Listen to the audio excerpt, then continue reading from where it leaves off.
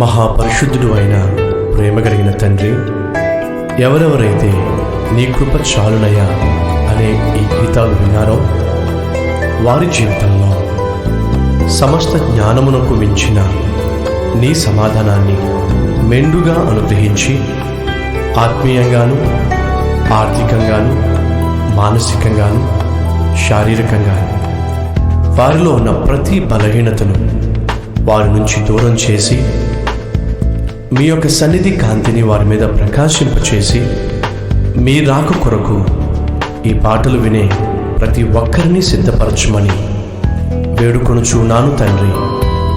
ఆమేన్.